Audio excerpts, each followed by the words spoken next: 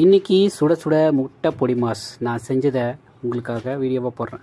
என்ன பண்ணுறது தெரியாமல் இருந்தேங்க. ரொம்ப பசி. சரி, ஒரு வெங்காயத்தை எடுத்து கட் பண்ணி, கூட 2 கேப்சிகம் இருந்தது, அதையும் எடுத்து கொஞ்சம் கட் பண்ணிவிட்டு, பச்சை மிளகா 1 எடுத்து கட் பண்ணிவிட்டு 2 முட்டையை எடுத்தேன்.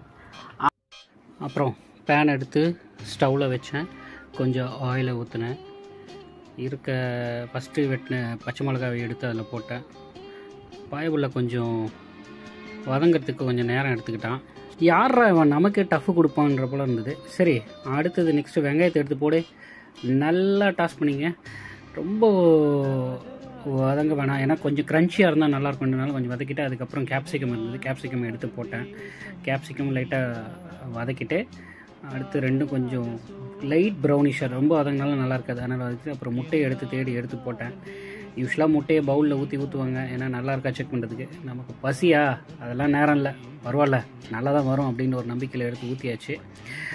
அது ஊற்றி முடித்து 2 முட்டையும் ஊற்றிட்டு கொஞ்சம் நேரம் டாஸ் பண்ணிவிட்டு அப்படியே எடுத்து ஒரு பிளேட்லேயே வச்சு பார்த்தேன், டேஸ்ட் பண்ணலாம் அப்படின்னு சொல்லிட்டு. கொஞ்சம் பெப்பர் இருந்து, பெப்பரையும் அதுக்கப்புறம் டாப் ஆஃப் தட் பெப்பரையும் போட்டாச்சு.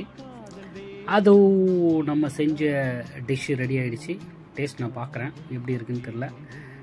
ஒரு தடவை என் முகமே தெரிலங்க. நான் கஷ்டப்பட்டு முகத்தோட வீடியோ எடுத்தேங்க, முகமே வரல, ரொம்ப ஃபீல் ஆகிடுச்சு.